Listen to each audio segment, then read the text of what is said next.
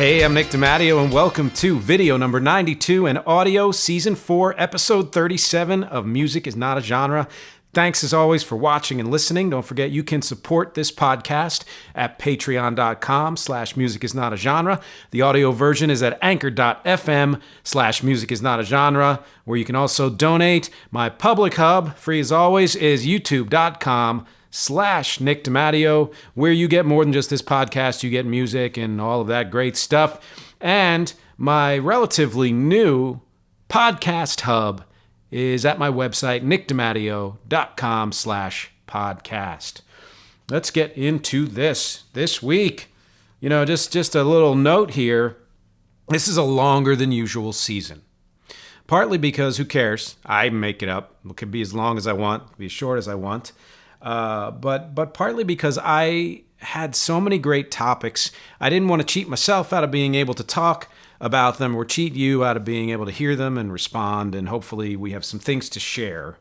And this is one that I've been planning for, probably almost 2 years, maybe a little less than that, but certainly since I started going through my CD collection. And the topic for this week is Death is Dumb, Volume 9, Terry Kath, The Spirit and Sinew of Chicago. Now, if you've listened to every single Music is Not a Genre episode, even before it was called that, then you will remember that I did an episode on Chicago. I want to say that was in 2020. I'm almost positive, actually, it had to have been in 2020 because of where we were. And I, broke Chicago down, their career down into phases and all of that, and that was fun, and that's great. But I wanted to spotlight Terry Kath, partly because if I'm going to do a Death is Dumb series, then for me, he has to be included. And yet I had to think of, what's another reason to do a second episode on this band? I mean, sure, there are people, I don't know if this is true, but there could be people who all they do are podcasts on Chicago or articles on Chicago, like people will do for the Beatles or for Soundgarden or anything like that. And that's great. That's not what this podcast is. I have done episodes on the same artist in various contexts, and I will certainly revisit the Beatles, as I've only done them I mentioned them early on, and then I did a whole book thing a couple of weeks ago. But I try not to just completely repeat, because it's an episode. This is not a rerun. There's got to be something new here. So there are 4 reasons why I did this episode, and that is, number 1, Terry Kath himself, someone who needs to be more known. He is in many people's books, and certainly in mine, one of the top 10 rock guitarists of all time. And if you don't know him, don't believe me, go ahead and listen. For those of you just listening, I am pointing at Chicago's first album, Chicago Transit Authority, the original name. Well, not their original name, but yeah, for the original name for the albums they released.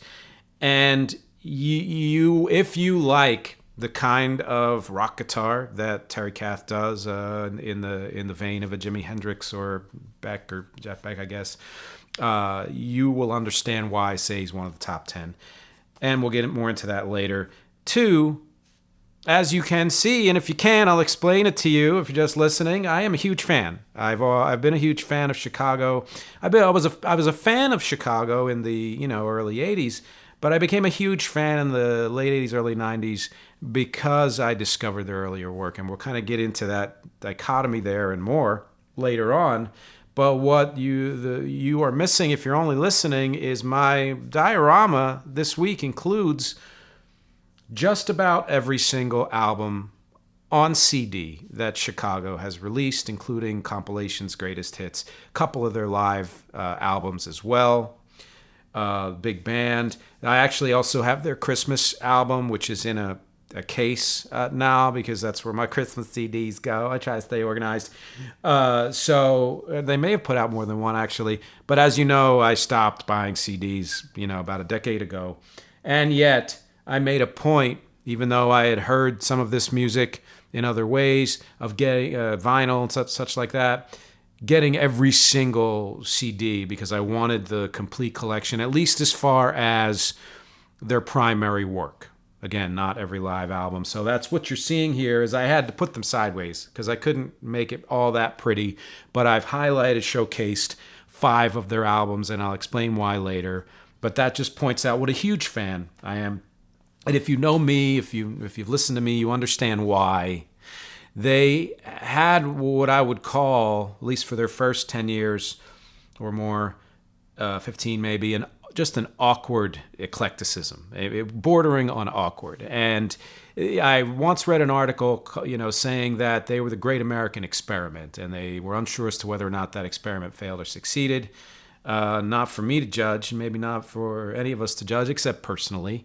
And I say awkward because they were willing to jump from rock to jazz to blues to classical to country folk to vocal, layered harmonies to pop to progressive and fusion and more, even a little electronic in there, remix type stuff later on, in a way that showed to me a desire to want to be all of those things and do all of those things and love all of those things. And there may be other reasons why they did that, but for me it showed that one group, one artist can do that much and make so much, if not all of it, work and still be considered, well, they're just the one band, It's the whole idea of music is not a genre. And if you don't know that part of Chicago, I'm not going to go deep into it this time because I did do that other podcast, and look it up. But I will kind of go into that a little bit. And as I said, I've devoured all of their albums, their recorded albums, not all of the live albums. And even though, I've waited with anticipation for every new album they released and have at times been unfortunately disappointed in some of what I've heard, and especially, I'm going to caveat this because, as I said, I am a huge fan and I've listened to and loved everything they've done. But I've been disappointed in what I see as their lack of bravery in just leaning in to their jazz, fusion, origins, even if they feel like they don't want to go full on rock again for whatever reason, there's no reason for them to continue, or if they were continuing to try to hit the charts. Their live game has always been the strong, maybe the strongest in many ways, and they continue at it, stalwarts, well over 50 years, and that's probably, their back catalog and live is probably where they make, most of their money, almost all of it at this point. So why not have been more risky at some point, in the career? It's sort of the whole idea of why, Stone of Sisyphus was held back, and who knows who made that final decision, but I think in part because at the time they thought it was a little too out there. And in hindsight, it really wasn't that out there. There were some things, but, they went, again, more for the mainstream, and they were trying to kind of ride that wave at the time, which, hey, a lot of people do. And let me say that any band lasts this long, have this kind of career, is going to have a lot of career ups and downs and financial ups and downs. And we can't always know from the outside why they make the decisions they make. We assume that artists of this caliber have just always been, at a certain point in their career, rich and able to just be financially self-sufficient and run on their own. But we've heard so many stories of people like Billy Joel, for example, who just have run into such financial, almost destitution, maybe not quite, to the point where they needed to refigure what they were doing. And sometimes that has affected artists' music, sometimes it doesn't. And I feel like, in the case of Chicago, yes, it affected their music. Third reason is Chicago needs to be better understood. I think any artist, especially an artist with a long career, that's as widely known as a band like this, or even the Beatles. There are a lot of misconceptions there because, as I mentioned, I think in the Beatles podcast, it's like that parable about the elephant and the blind people. I think that's what it is. And, one thought it was one thing, one thought it was another because you're touching different parts of it. We kind of all do that with artists, and as comprehensive as I try to be, I'm sure there are things I miss as well. But I think that one service I try to provide is to give a more holistic view of an artist that I am profiling. And, I was going to save this for later. I'll say it right now. If you were of an older generation and you were there and old enough to remember when they released their first album, pointing here, Chicago Transit Authority, and their career progressed in the incredible ways that it did in those first 10 years especially, then that's the Chicago. When you think, oh, Chicago, you think of that, whether you were the one kind of person who was into, the hits and Color My World and 24/64, even up through If You Leave Me Now, Baby What a Big Surprise, like that whole, the way that changed, but hits nonetheless. Or if you were more into their albums as a whole and their progressiveness and their eclecticism, again, that's the Chicago If you were a person who grew up and became of age, I guess, or of awareness in the 80s and was first exposed to them with their huge pop success, the greatest period of success, really, I think, then that's what you think of. You hear Chicago, you think pop, power ballads, easy listening, all of that. And yes, they were that too. If you were like me, who started there and then dipped back and heard all the rest of the stuff, then you might think of Chicago as all of that and appreciate all of it. But what I'm trying to do here is bridge that gap and say Chicago was in many ways several different bands, but at the same time, they really have just been one band all this time. Even though only 3 original members remain to this day, that's still kind of amazing over a 50-year career. And to understand a band like Chicago, you should and need to explore all of their eras. And in part, that's going to tie into, the Terry Kath, and that's the fourth reason, which is I want to put all that together in context, my fandom and the changes they went through, how to understand them better as a band completely, Terry Kath himself, and how all that relates. And that's really what I'm doing here. So some of this is, your fan, you may want to, I won't say fast forward because you might like this. If you're not a fan, this is something you want to hear. It's a super, super quick history of both the band and, Terry Kath's kind of trajectory. So from the late 60s through their classic period, they were really the core 7. Lee Loughlin, Walt Parazaider, James Pankow, the horn section, and flute and all that, and then Robert Lamb, keys and vocals, and Peter Cetera, bass and vocals, and Danny Seraphine, drums, and Terry Kath, guitars and vocals.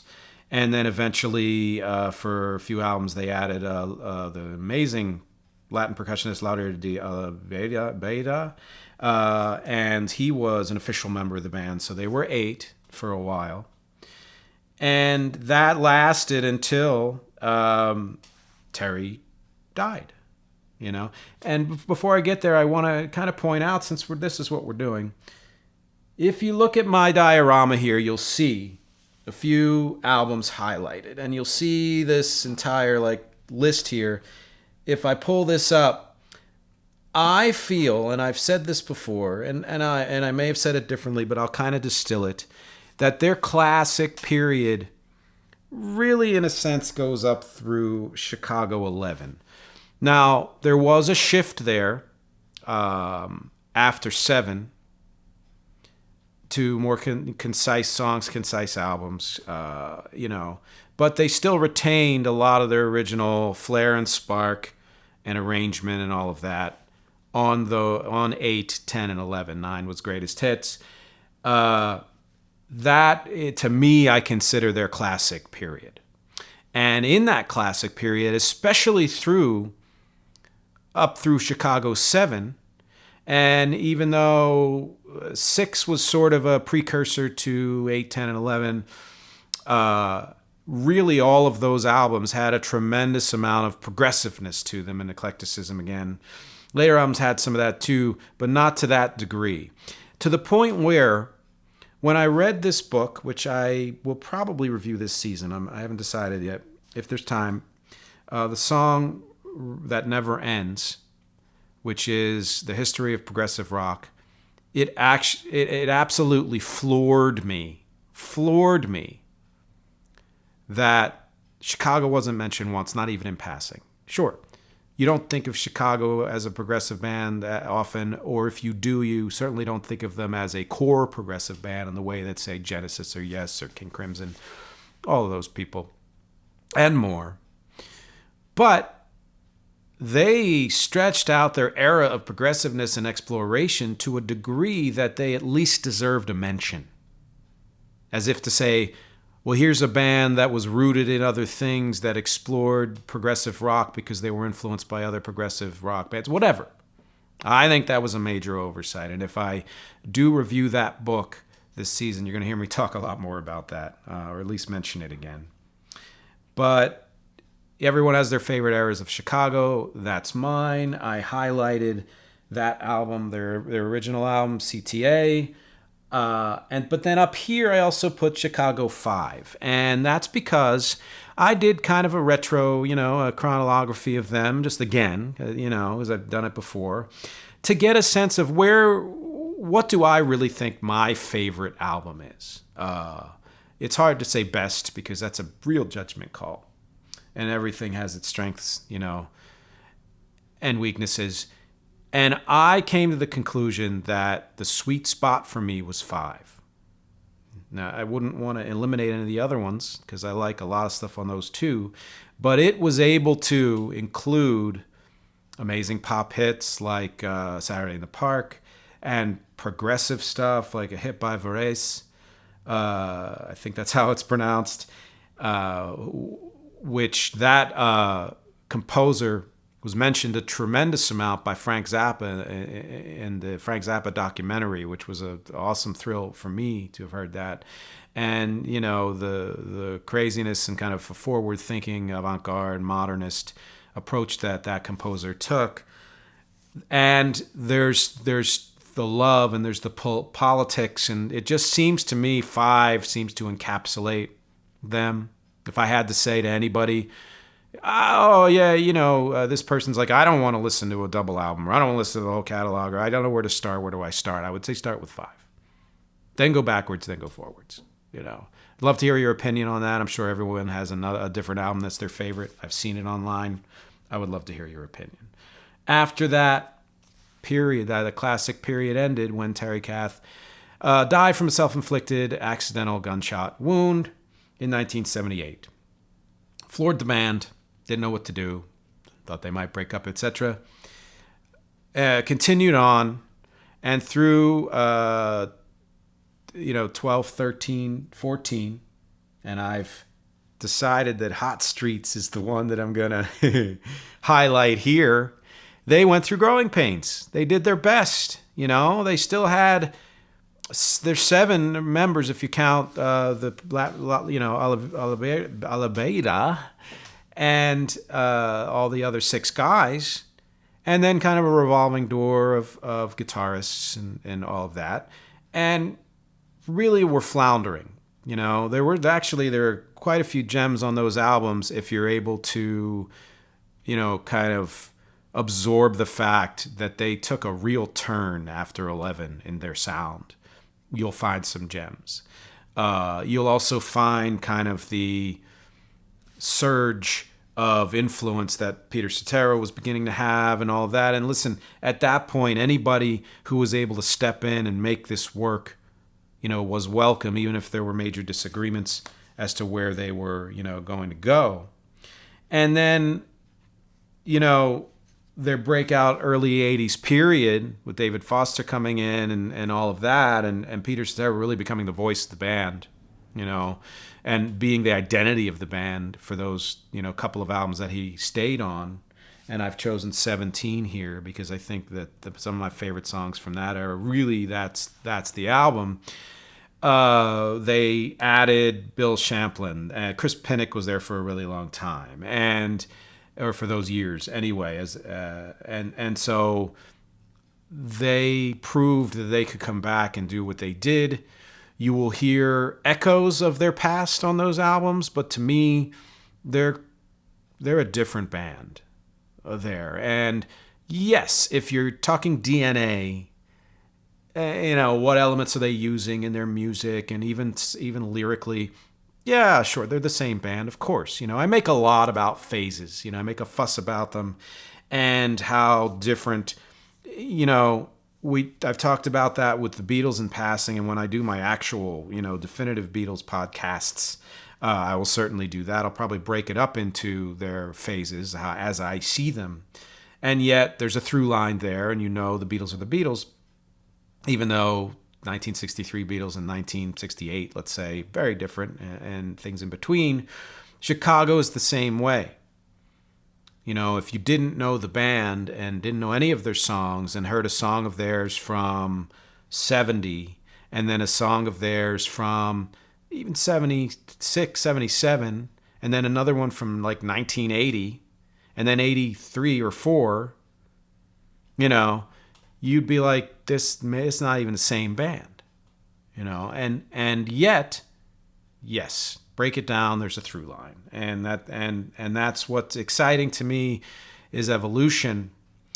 But let me get through this history real quick, because I want to make a big point about how much their evolution was affected and why. When Cetera left to pursue his quite successful solo career, he was, in many people's minds, seamlessly replaced by Jason Scheff. And Dawayne Bailey popped in, took over for Chris Pinnick on guitar, and hung around for a while. And I want to point out that in my mind, anybody who's played with Chicago is a great musician. I mean, by definition, you would have to be, because from where they started, if you're going to hang with those dudes, you're going to need to be able to step up and do it. And every one of these guys, whether it was in passing for a year or 5 years, or in the case of Danny Seraphine's replacement when he left in the, I think, early 90s, Tris Imboden, for even more than the original, longer period than the original drummer himself, or Lou Pardini, who's been in the band longer than Peter Cetera ever was, things like that. Every one of these guys has done amazing things and is, worthy in their own right. Whether you like or dislike any particular era or songs and stuff like that. Then that hung out for a while with Tris and Lou Pardini. In the last few years, Walt Parazaider retired for almost 100%. And it's now down to the three originals, Lee Loughlin, James Pankow, Robert Lamb. Lou Pardini is still there, and then a few other guys who have actually been around for quite a while, whose names I didn't note down, but who, again, great. Let me say why did I go into that much detail, other than for people who don't know it, and that is to get back to the main subject of this podcast, which is Terry Kath and his death, and how his death affected this band. There are very famous deaths, bands in their prime, band members of bands in their prime, that we can note if we know rock history, such as Brian Jones, the Stones, Keith Moon, Bonham, on and on. John Lennon doesn't count because the Beatles were broken up by then, but you get the idea. Kurt Cobain, certainly. Taylor Hawkins recently, just extremely sad. especially because it's so fresh. And I'll go into that a little bit more in my final podcast of the season. And in each case, the death affected the bands differently. And my contention is that, Terry's death was not the most affected as far as bands go. I think that would probably be Kurt Cobain, because that just ended the band. Boom. Well, as much as the other guys contributed to that band, it was really a one-headed monster in a lot of ways. As Mick Jagger would say about the Beatles' four-headed monster, they were really kind of a two-headed monster, as we all know. Even though in business they were equals, in their music, it was really Lennon and McCartney. In the way it was Jagger, or is Jagger and Richards. Even though all the other members contributed, things that gave the band the identity. If one of them had died, it would have been different if one of the main people had died. And so when Keith Moon died, it didn't fully derail The Who. It changed their sound to a degree, but not so much that they didn't sound, like The Who. When Bonham died, that was really the end of that band, And, it was largely because they were coming to a close anyway for many other reasons, but there was a kind of a gel and synergy there that made that just too, and with the death of Taylor Hawkins, that remains to be seen. The Foo Fighters have been around for over 25 years, and they were really at another career peak with all the things they've been doing. We're set to do a tour with this. We don't know. I would imagine Dave Grohl especially, and the other guys, are going to want to continue music in some way, but who knows how. And with Terry Kath, I think it's much more complex, because what I did is, and this is kind of a fun thing, is I broke the band down into body parts. Yes, I did. Because why not? And that's partly where the title came from, that yes, Terry Kath, I believe, was the spirit and the sinew of the band. He had elements that kind of held that band together in a way, and I mean musically, I don't mean business-wise or relationship-wise, in a way that kept everything connected, like Sinew does. And the spirit of being just great as a composer, but also being able to just fly off and go where the spirit would take him.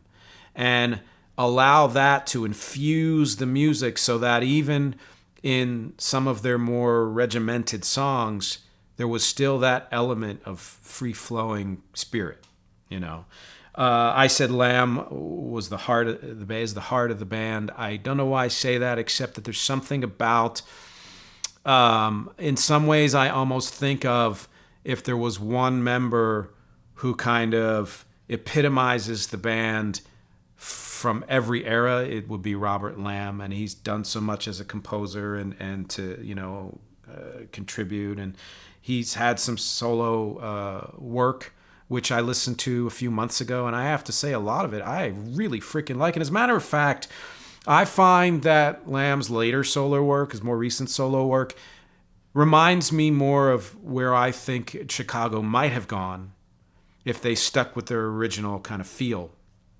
And it makes me wonder why that hasn't been more incorporated, Lamb stuff, into Chicago's work. I don't really know who pulls the strings there or what have you, or if Lamb didn't, want to contribute that, wanted more creative control and all of that. But listen to it. I would suggest listening to it. Sotera's like the head and the face of the band. Seraphine was the muscle, the horn section, the bones. Guercio, the producer, was, I think, the conscience in a way, that's kind of the superego,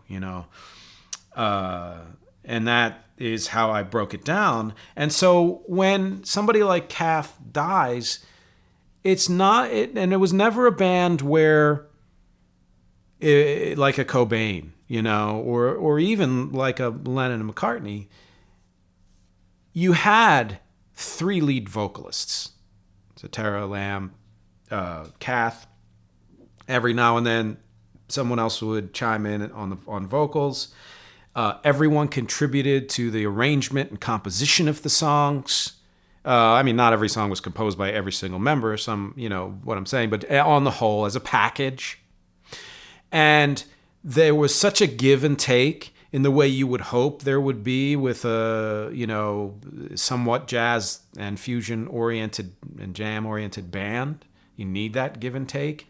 And that early give and take that was much more free flowing really so shaped their sound through the years that it would be hard to say that, if one of, member dies, then the entire band collapses and is gone, because too many people contributed too equally to that. And at the same time, when you lose the spirit of a band, in order to recreate yourself, to me, you either have to find a new spirit that connects you to the flow of, inspiration and connects your past to your present to your future, or you have to find a different reason to exist. Now, I don't know if this is going to be controversial or not, but I'm going to say it. Every single band member continues and continued to contribute musically, even when horns were de-emphasized in some part of the 80s, early 90s. Every single one of them, has and made major contributions, continues to do so. And obviously has spark and spirit and inspiration and aspiration and the desire to want to continue as a musician and down a musical path. I absolutely do not discount any of that.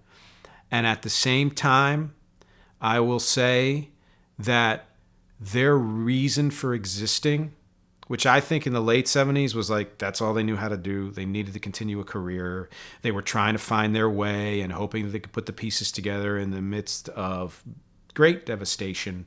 Coming out of that, they wanted to feel like and show that they could come back big and be successful, not just for financial reasons, but also to say that we still exist and we still matter and we, can press on and everything.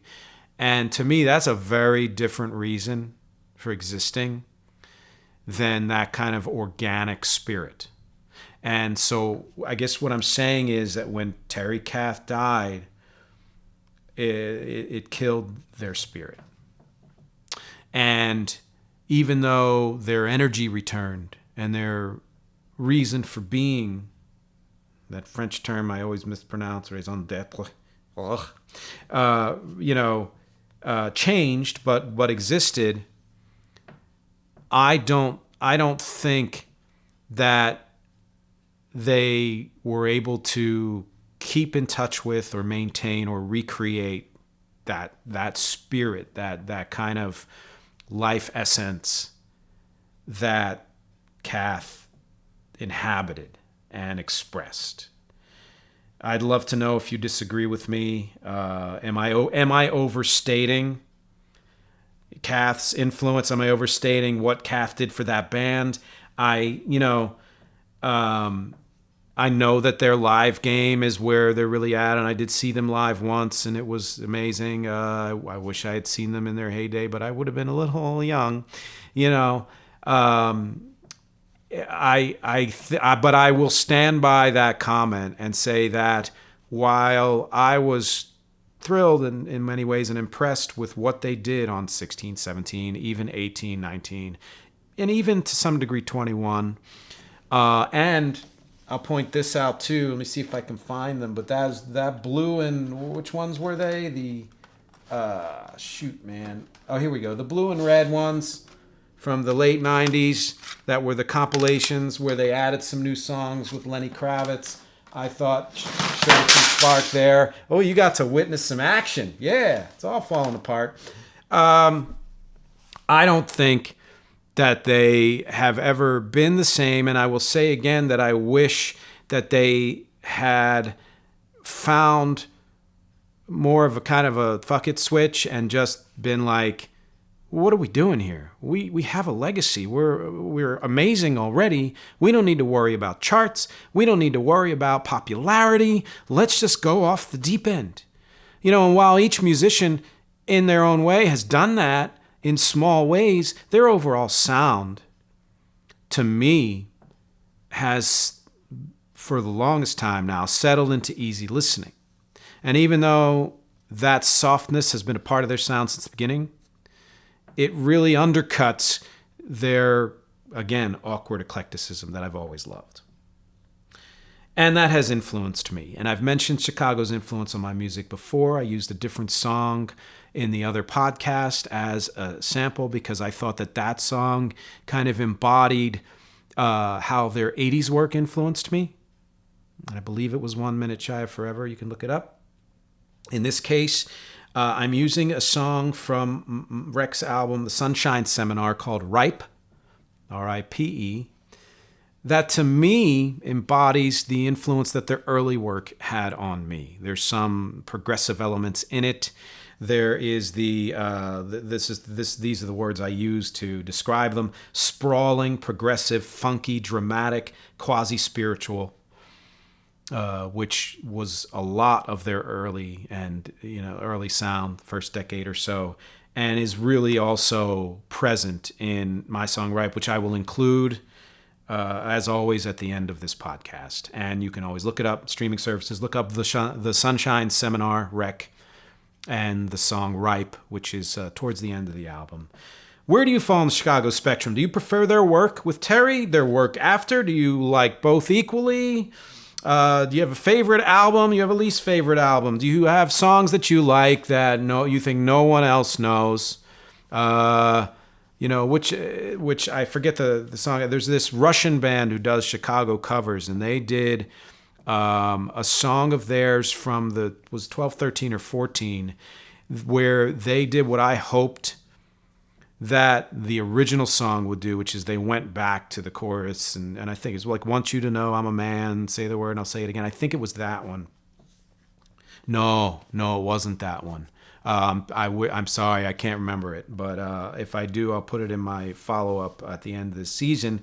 Were you old enough to remember Terry's death? And if so, how did it affect you? It's a great documentary on him out there. I suggest you look at it. His daughter kind of co-produced it and did a wonderful job. Do you think other band members deserve credit or more credit for sustaining Chicago's heart and soul? Am I overstating what I said about Terry and emphasizing the work that Robert Lamb and others have done to keep them together and to keep them, vibrant and vital in some ways? I want to hear all of your opinions on all of this. Agree, disagree. Tell me things that I missed or got wrong or that I don't know at all, because as always, my objectives here are music, conversation, and connection. Thank you for listening and watching, and I'll talk to you maybe next week, maybe 2 weeks. I may be taking a week off, but I will talk to you very soon.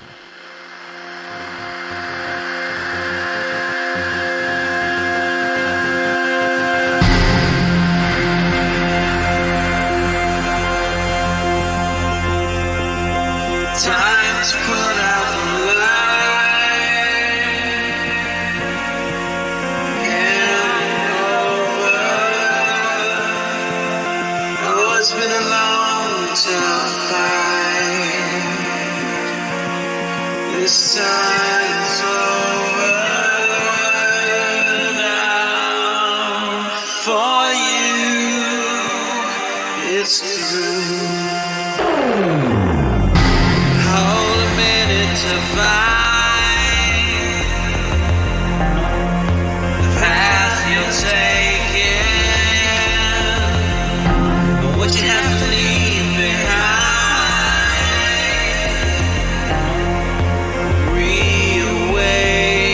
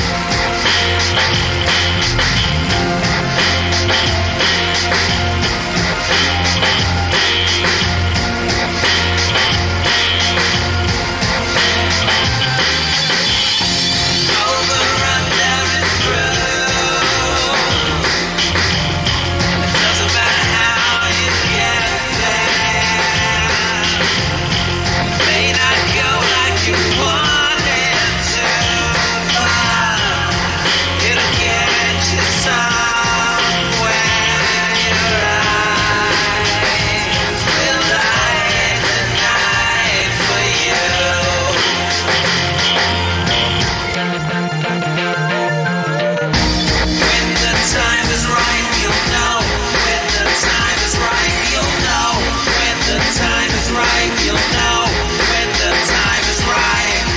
This is for me, this is for you. No, I can't show you what to do to fight the fear. The answer's here waiting when you are ready.